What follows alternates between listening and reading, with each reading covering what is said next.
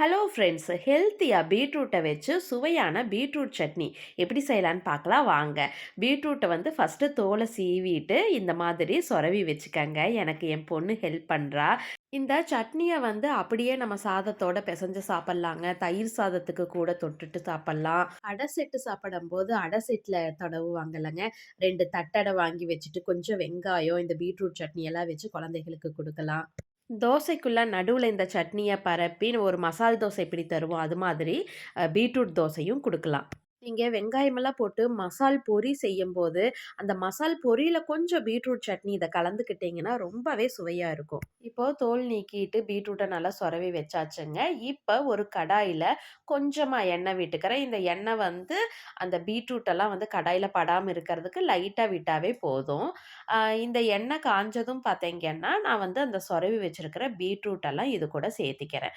இது கூட சேர்த்திட்டு நல்லா அத வந்து வதக்கணுங்க. அந்த பீட்ரூட்ல இருக்கிற தண்ணி எல்லாம் வந்து போற அளவுக்கு நம்ம வந்து நல்லா இத வதக்கி குடுக்கணும். அந்த பச்சை ஸ்மெல், ஸ்மெல் எல்லாம் போற அளவுக்கு நம்ம பீட்ரூட்ட நல்லா வதக்கிக்கலாம். 3, 4 பீட்ரூட் இருக்கும்போது இந்த மாதிரி செய்யுங்க.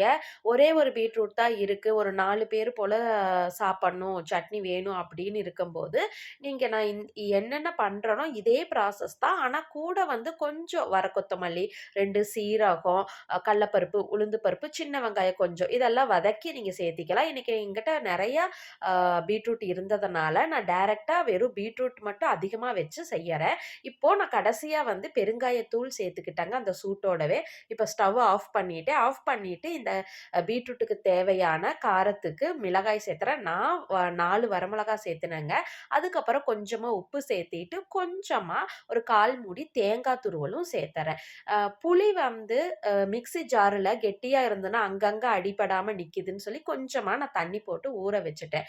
இப்போ இந்த வணக்குன பீட்ரூட்டு எல்லாத்தையுமே நான் வந்து மிக்ஸி ஜார்ல போட்டுட்டு, கடைசியா அந்த புளி ஊற வச்சதையும் நான் போட்டுக்கிறேங்க. இப்போ மிக்ஸி வந்து நம்ம தண்ணியே விடாம ஃபர்ஸ்ட்டு அரைச்சு எடுத்துக்குவோம். இந்த மாதிரி ஃபர்ஸ்ட்டு அரைச்சு எடுத்துட்டு, அதுக்கப்புறம் ஒரு 1/4 டம்ளர் போல உங்களுக்கு எவ்வளவு கெட்டி வேணுமோ சட்னி, அந்த அளவு நீங்க தண்ணி விட்டு நீங்க மிக்ஸியில அடிச்சு எடுத்துக்கலாம். அவ்வளோதாங்க, சுவையான பீட்ரூட் சட்னி ரெடி.